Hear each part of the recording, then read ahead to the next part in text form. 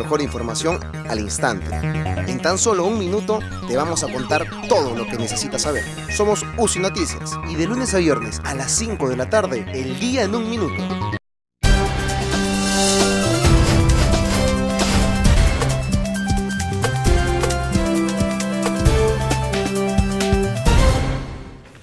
Muy bien, ya estamos de vuelta aquí en UCI Noticias para hablar un tema súper importante que es la educación universitaria. En el año 2013, si no me equivoco, ya me corregirá el invitado, se promulgó la ley 30220, la nueva ley universitaria. Bueno, eso fue un navegar y un idas y venidas en el Congreso, los rectores que no querían, bueno, el general Mora, que es mi invitado hoy, que presidía la Comisión de Educación, navegó cielo y tierra para que esto se apruebe. Así que hoy día vamos a hacer un análisis con él de lo que está pasando. General, ¿cómo está? Gracias por estar con nosotros. Buenos días, gusto saludarte.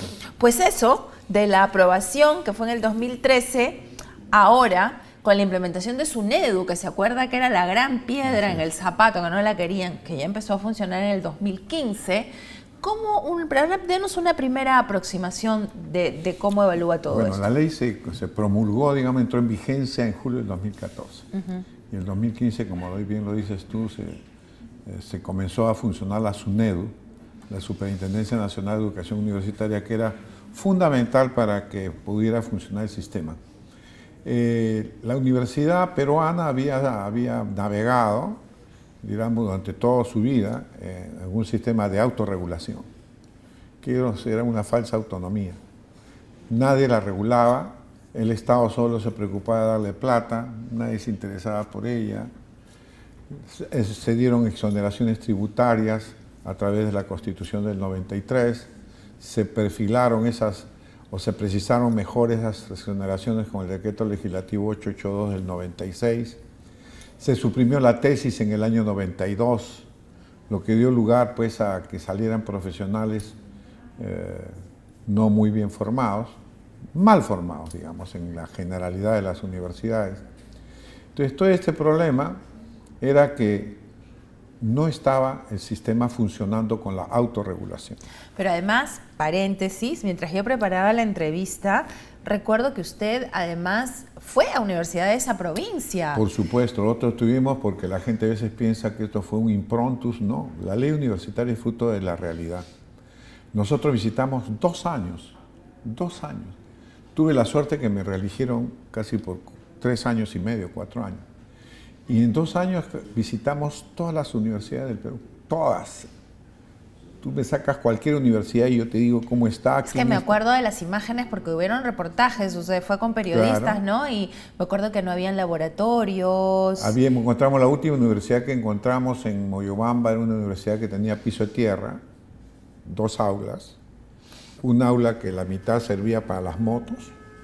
Dentro de la misma aula se estacionaban las motos y los alumnos sentados ahí muchas veces en ladrillos o en carpetas muy viejas, sin baños, y tenía tremendo título de universidad privada de Quito, por ejemplo.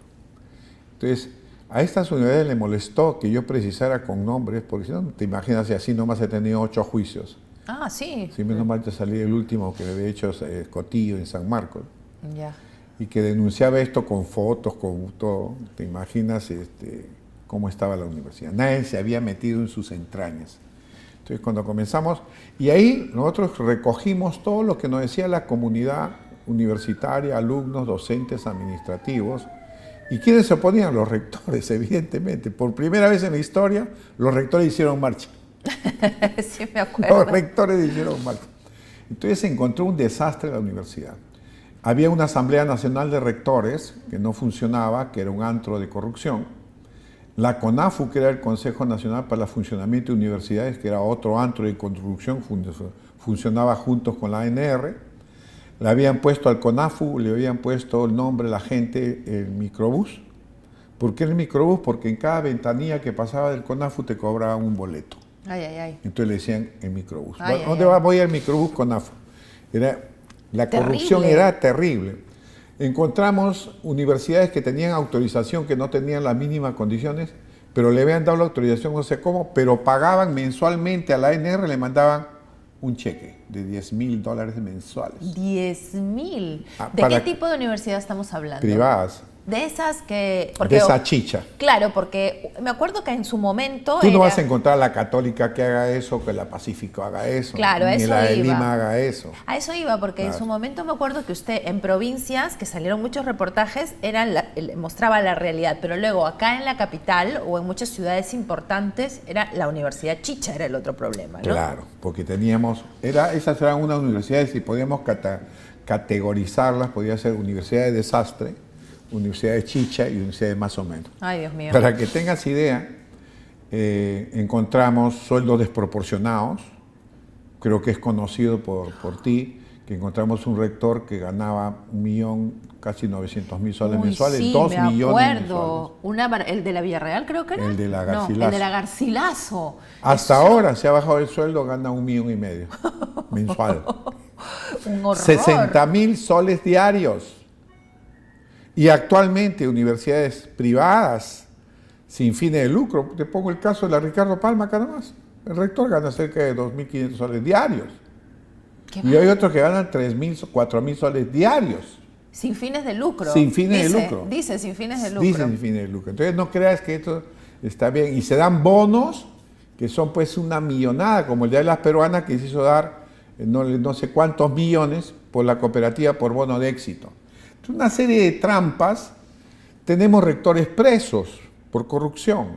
La Universidad Pública, la Pedro Ruiz Gallo, por ejemplo, el fiscal la Fiscalía de Anticorrupción de Chiclayo acaba de pedir 12 años de prisión para 2 vicerrectores, el director de la escuela de posgrado, el rector está prófugo.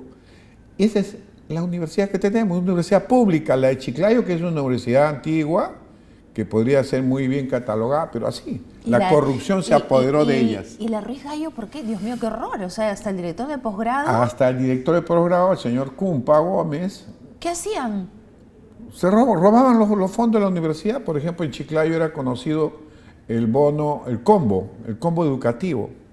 Si tú querías tu título, tu tesis y tu título y tu jurado, pagabas lo que se llama el combo educativo, costaba 5.000 soles. Entonces tú pagabas por la tesis, por el jurado, por todo, 5.000 soles. Y eso fue descubierto por una fiscal anticorrupción. Lo otro vinimos denunciando tiempo, hasta que llegó una nueva fiscal de anticorrupción a Chiclayo y hizo la denuncia. Qué horror. ¿Cuántos títulos habían dado? 7.500 títulos de este tipo, ¿Con combo? con combo. Madre mía. Entonces, ¿cuánta plata ganaron ahí? Como 8 o 10 millones, solamente en eso. Entonces, y eso también encontramos en la universidad como la Universidad de San Marcos, que tenía filiales que eran un cuartucho, en Huaraz, en Iquitos, etcétera, que era un cuartucho que daba maestrías y doctorado. También San Marcos cobraba plata solamente. San Marcos con todo el prestigio de la cuatricentenaria. Y eso era normal, se regalaban los títulos, que encontramos una universidad en Pucallpa, la Universidad Privada de Pucallpa. Mira que yo te hablo con nombres.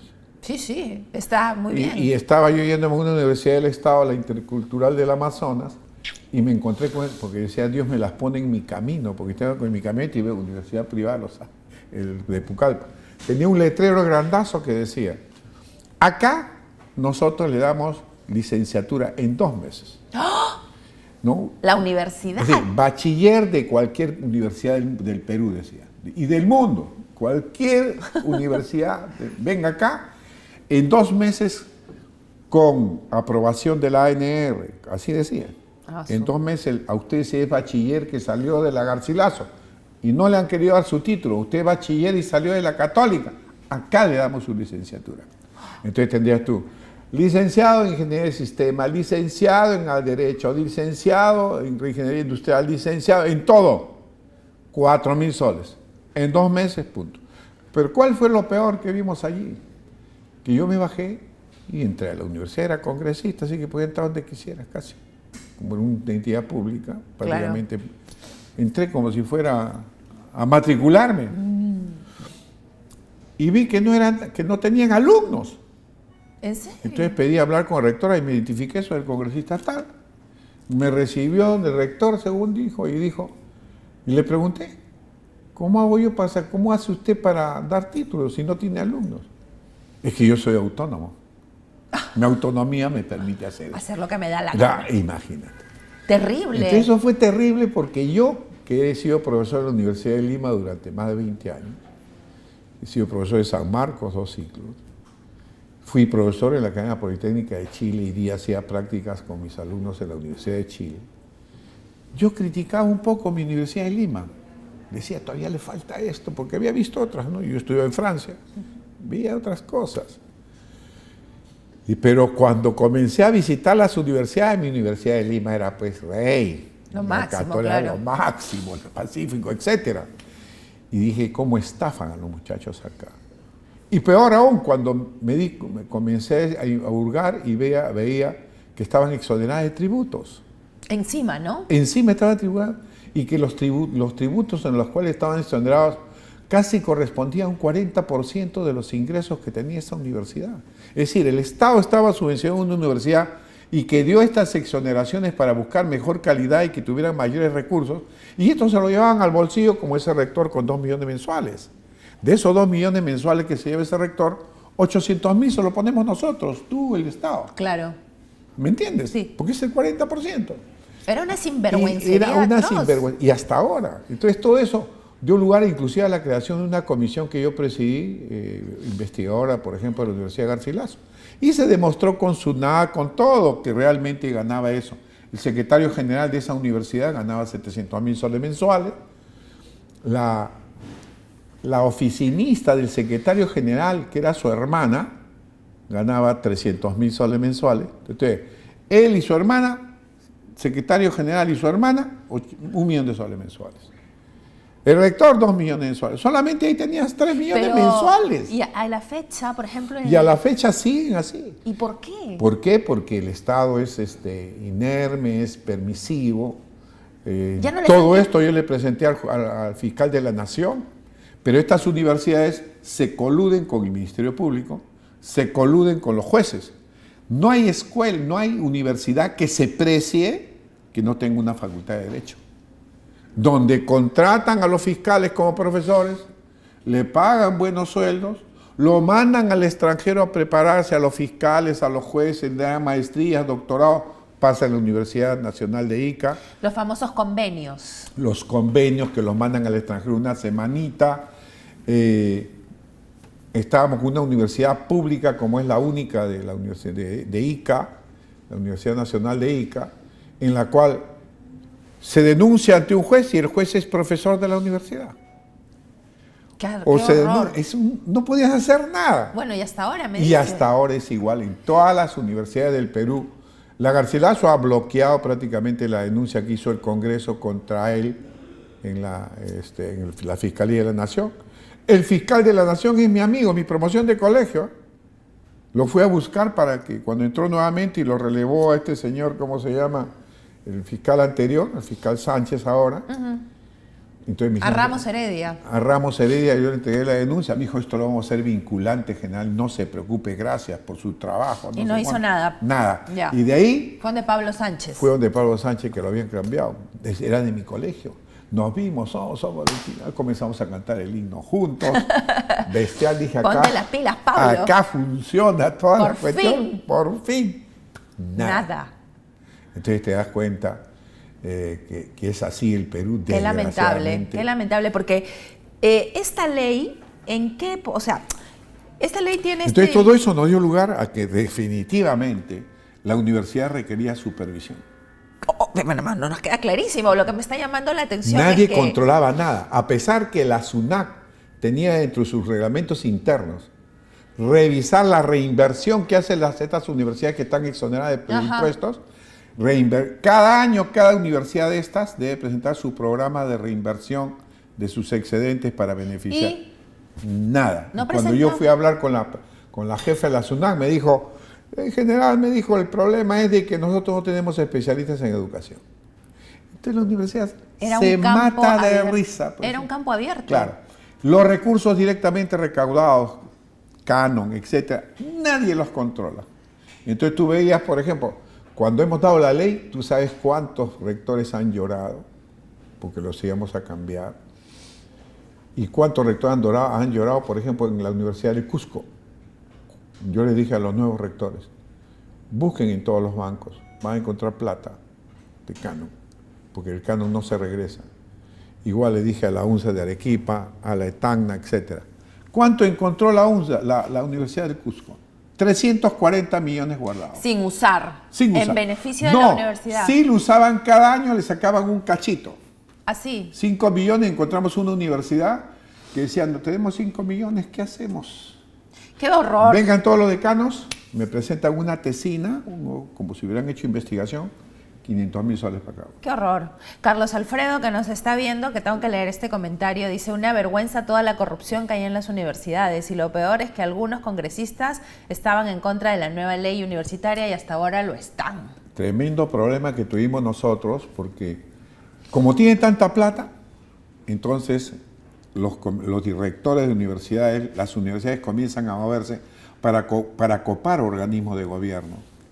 Entonces están metidos en todos lados, como te digo, están metidos en el Poder Judicial, están metidos en el Ministerio Público y están metidos en el Congreso. Pero la ley no va a servir para poner esto. Sí, eso es. ¿Por qué crees que están haciendo una guerra otra vez? Eso es lo que quiero preguntarle. ¿Por qué? Porque nosotros sacamos la ley, para ser congresistas teníamos varios dueños de universidades que se metieron al Congreso para bloquear cualquier intento de reforma, y eso venía dándose año tras año. No salía la ley. La ley universitaria quería sacarse hace más de 10, 15 años.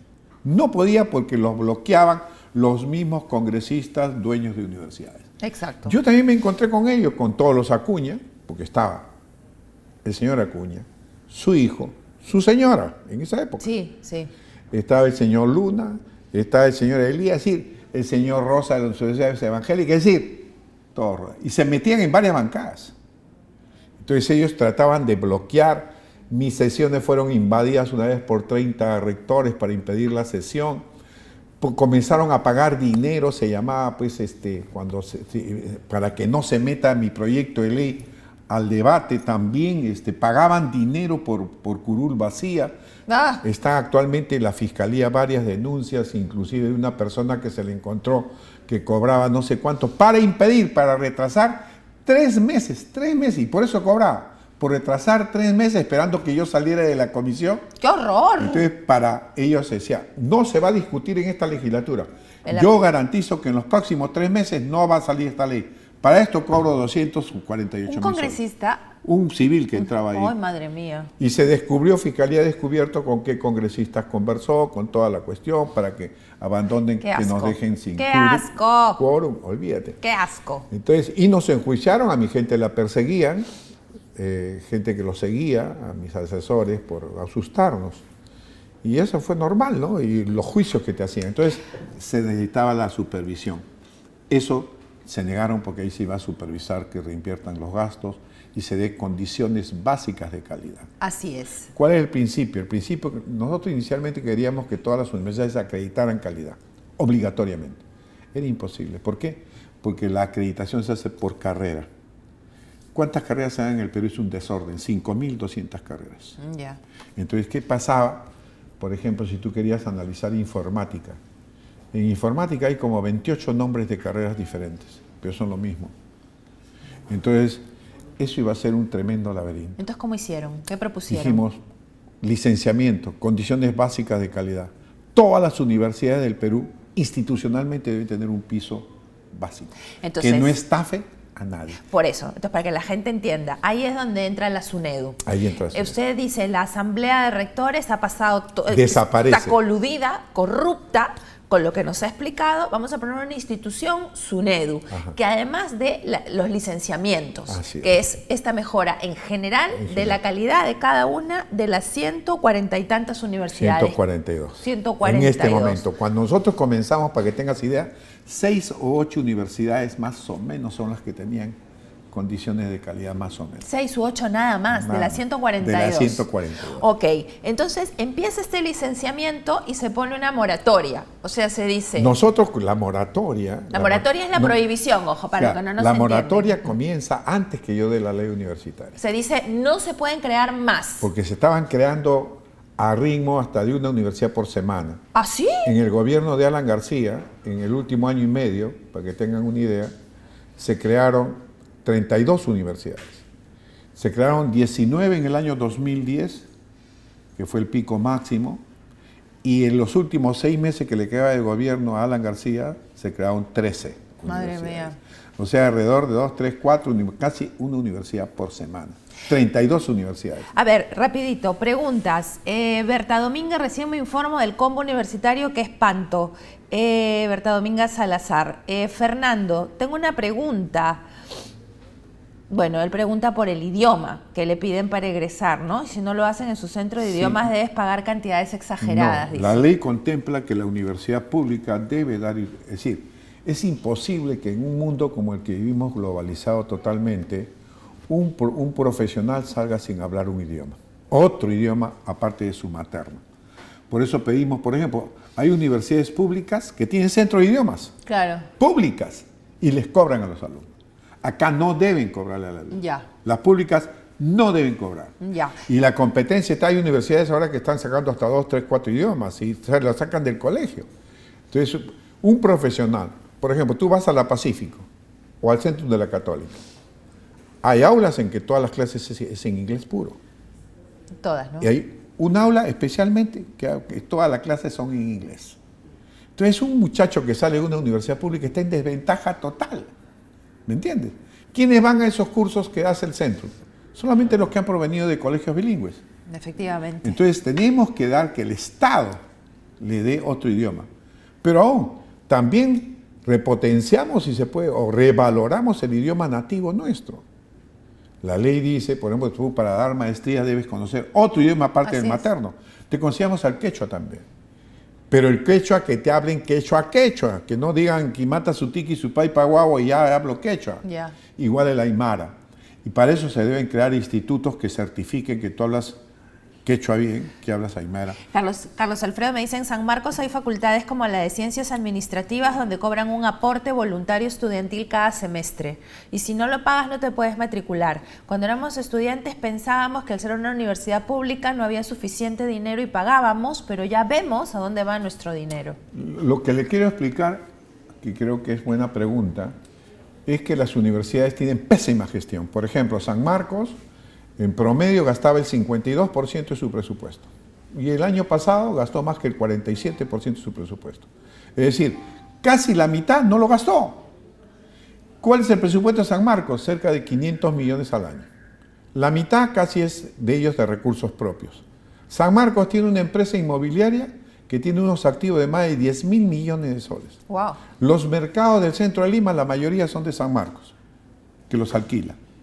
Tú tuvieras la desesperación cuando estaba sacando la ley por alquilar el señor Cotillo en San Marcos, por alquilar por 3, 4 años, comprometer a los centros comerciales para alquilarlos, para que le den las rentas adelantadas. Entonces, todo esto son ingresos. Mira la academia preuniversitaria que tiene San Marcos en la Avenida Colonial, mejor que cualquier universidad, de lujo, porque eso le da ingresos propios.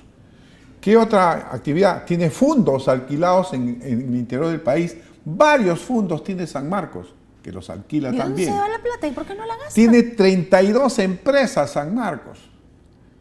Entonces esa plata que entra por recursos directamente recaudados, que son alrededor de 300 millones, solo por admisión le entra más de 100 millones a San Marcos al año. O sea, 300 de recursos, más 100 de admisión, 400 al año. Por decirte, por más ejemplo. 300, que le da 300, casi 300 millones que le da el Estado. ¿Y dónde está la...? ¿Y dónde ¿Dónde está, pues? Le digo, a veces llegó a tener un presupuesto mayor que el de la Municipalidad de Lima.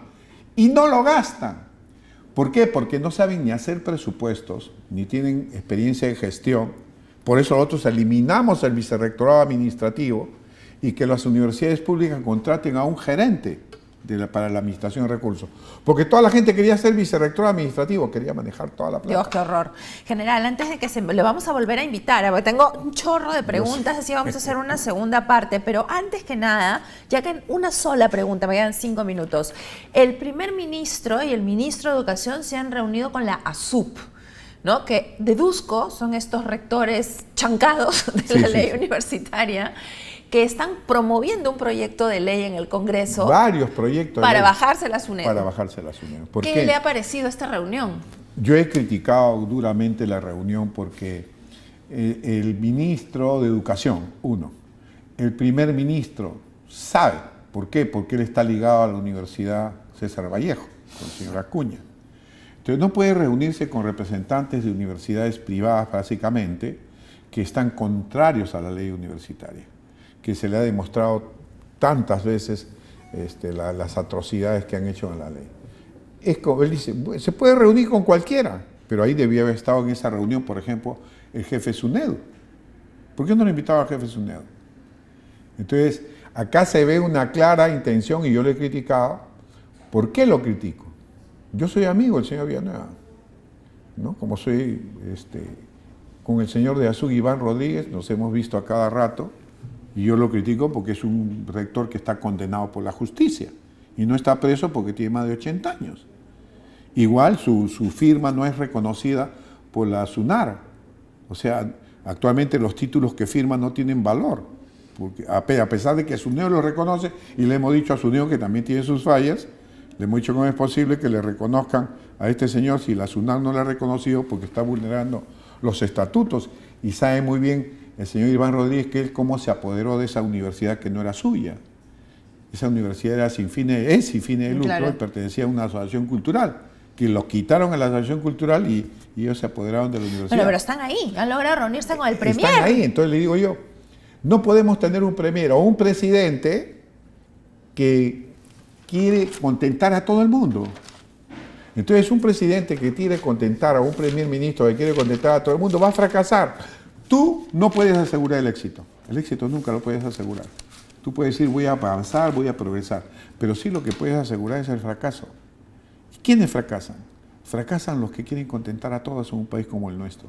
Ahí tiene el presidente otra razón para ponerse un poquito más Las papas firme. no las pude vender, ya yo te las compro. El limón, que no sé cuánto dicen los, no sé. La agricultura, ya yo me pongo de acuerdo. El SUTEC no quiere cumplir, o los educadores de Castillo no quieren cumplir con la ley de reforma magisterial. No te preocupes, yo te doy. Que el otro, así no se maneja el país. Por eso baja, ¿por qué? Porque le falta autoridad, las leyes son para cumplirlas. Entonces no puede poner en telejuicio una ley que la cual el 85% de la población la apoya. Totalmente. Además, hoy día hemos tratado dos temas, ¿no? Ya para cerrar el programa, teníamos el tema de los octógonos, Claro. que también el gobierno ha ido por un camino, pero el Congreso también atropella, ¿no? Claro. Es verdad también que el Congreso es usado para atropellar en la salud con los octógonos y en la educación porque que todos se quieren son tirar, lobbies. porque son lobbies, ¿no? Lobbies. Y ahí el presidente, porque el presidente puede decir, pero yo soy el Ejecutivo, ¿yo qué puedo hacer con el Congreso, que es un poder independiente? No, sí puede hacer. El Ejecutivo, sin necesidad de leyes, podía gobernar muy bien este país. Por ejemplo, hacer cumplir las leyes. Y hay figuras, por ejemplo, los monopolios, oligopolios, las leyes existen, las regulaciones. Indecopi no funciona. Por propaganda engañosa a una universidad le hace algo. Por ejemplo, hay una universidad que dice damos carreras en 2 años y medio. 2 carreras en 2 años y medio. No hace nada. Cuando la ley dice que son 5 años. Esa está haciendo propaganda engañosa. Ese título no va a ser reconocido. Ahí el Ejecutivo se pone los pantalones y dice, pues, Indecopi, venga para acá. ¿Cómo le va a poner Indecopi 10.000 soles de multa a una universidad que mueve 500 millones al año? Le da risa a la Le da universidad. risa, pues. Ya, Pero en Estados Unidos, ¿cómo ponen la multa? 200 millones. para que no te queden ganas. Para que no te queden ganas. Entonces nos falta. ¿El Ejecutivo puede hacer tareas? Por supuesto que puede hacer tareas. Tenemos leyes, nos sobran. Solamente haciendo cumplir las leyes que sacamos, reforma magisterial, moratoria. Ahora, quedó un espacio en blanco para la moratoria. Así es. Y ahora se ¿Quién? presentaron 32 proyectos de nuevas universidades, aprovechando la moratoria. Y ahí va a ceder el SUNEDU, elegir al SUNEDU. No te metas con eso, porque nosotros vamos a intervenir. Nosotros tenemos colectivos que se mueven por la Hay que educación. defender, pues, la Y hay que educación. defenderla. Hay que defenderla. Entonces sí se puede hacer, el Ejecutivo sí puede hacer. Y la gente, ¿por qué está bajando la popularidad de Vizcarra? Baja porque no le ve decisión, no le ve autoridad. A ver, en este tema el SUNEDU está en un proceso de licenciamiento, se llama, que es verificar la calidad de las Hay universidades. 38 universidades ya licenciadas. Exacto, de 142. De 142, pero antes había 6. En este momento hay 32 más, que el muchacho que va a una de esas universidades puede sentirse tranquilo que no lo van a estafar. Bueno, el proceso será lento, porque algunos dicen en 3 años es poco, pero es que también con los horrores que nos está contando... ¿Cómo vas a hacer, por ejemplo, cómo quieren calificar a la SUNEDU? ¿Por la cantidad de universidades que licencian? No. Nosotros hemos calificado a la SUNEDU por la calidad de universidades que licencia. Le debemos criticar si ha licenciado una universidad que no cumple las condiciones básicas de calidad. ¿Por qué protestan las universidades estas que no quieren licenciarse? Porque requiere inversión, requiere 25% de profesor a tiempo completo, requiere que tengamos laboratorios, bibliotecas, líneas de investigación, planes de estudios bien hechos, Son etc. vagos, pues no quieren, Entonces, quieren estafar. Quieren bienestar. Para una pública, ¿qué se le exija? Que el alumno tenga un buen comedor. Porque se le da almuerzo, estas cosas. Al alumno de universidad pública es tratársele como un señor. Entonces no puede ser que a un alumno le dé un comedor sin luz, todo un desastre, como si entrara pues, a una cueva. Entonces hay cosas de ese tipo, profesores a tiempo completo y buenos profesores. ¿Cómo es posible que una universidad privada en el interior pague 8 soles por hora? 8 soles por hora le paga un profesor. Una miseria. Ni pues. para el café. Una miseria. Entonces, ¿qué buen profesor puedes obtener así? Claro, qué calidad. Y sin embargo vas a otra universidad que le paga 180 soles hora. Si hay, ¿me entiendes? Uy, ya, se me fue. Listo. Me va a matar la señora Ley. Congresista, le iba a decir del tiempo de que era congresista general. Muchas gracias. Vamos No, a hacer un una placer. segunda vuelta Un porque hay placer, estar Berta, contigo. Pocho, Fernando, Carlos Alfredo, gracias por estar con nosotros. Yo me voy. Se quedan con la señora Ley. Hasta mañana.